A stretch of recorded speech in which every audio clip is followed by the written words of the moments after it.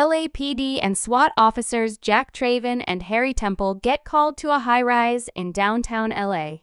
Some psycho has rigged an elevator full of people with a bomb, demanding $3 million or he'll drop them all to their deaths. Jack, being the mad genius he is, comes up with a plan.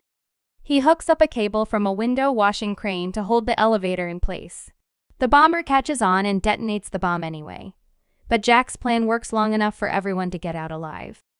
Jack and Harry aren't buying that the bomber just dipped. They figure out he's still in the building, hiding in a freight elevator. They corner him, but he grabs Harry. Jack pulls a 900 IQ move and shoots his partner in the leg, forcing the guy to let go. The bomber gets away, triggers another explosion, and boom, he's dead. Or so they think. The next morning, Jack's just vibing when a city bus randomly explodes. Then, the nearest payphone rings. It's the bomber. Turns out, he's not only alive but has rigged another bus with an even worse bomb. The rules? Once it hits 50 mph, the bomb arms. If it slows down, game over. He wants $3.7 million and no funny business with evacuating passengers. Jack, now in full action hero mode, tears through LA traffic, hijacks a dude's car, and manages to catch up to the bus, which is already speeding. He jumps on only for some panicked guy to start shooting, hitting the driver. Yikes. That's when Annie, a regular commuter just trying to get to work, is forced to take the wheel. Jack checks out the bomb and calls Harry, who's working to track down the psycho behind this.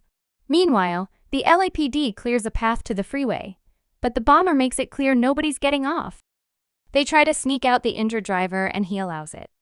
But when another passenger, Helen, panics and tries to leave, boom! The bomber proves he's not playing.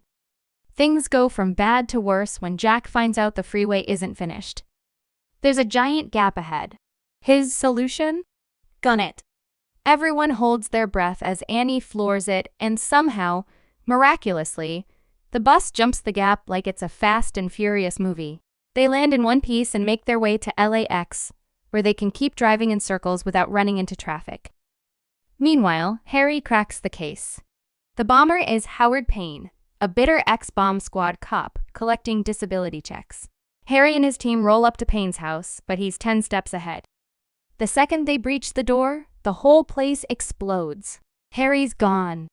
Back at the airport, Jack tries one last time to defuse the bomb, but accidentally punctures the fuel tank instead. Nice. But that's when they realize how the bomber has been staying ahead of them. There's a hidden camera on the bus.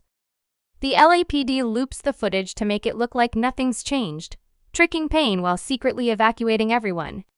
Jack and Annie barely escape before the empty bus smashes into a plane and erupts into a fireball. The cops set up a trap to catch Payne when he comes for the money. But he's no fool. He notices the video glitching and realizes he's been played. So, he flips the script, kidnaps Annie, straps her into an explosive vest, and disappears into the subway. Jack races after them. Payne hijacks a train, offs the driver, and cuffs Annie to a pole. But Jack manages to sneak on board. Payne, thinking he's won, opens the ransom bag only for a dye pack to explode in his face. Furious, he climbs onto the train roof to fight Jack one-on-one. Bad move.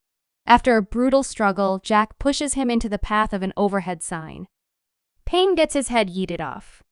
Jack unhooks Annie's bomb but can't get her free from the cuffs. The train? Completely out of control. So Jack decides, screw it, and speeds it up even more, forcing it to derail and crash onto Hollywood Boulevard in the most dramatic way possible. Somehow, they survive. Bystanders stare in shock, but Jack and Annie? They just sit there, dazed, before finally kissing.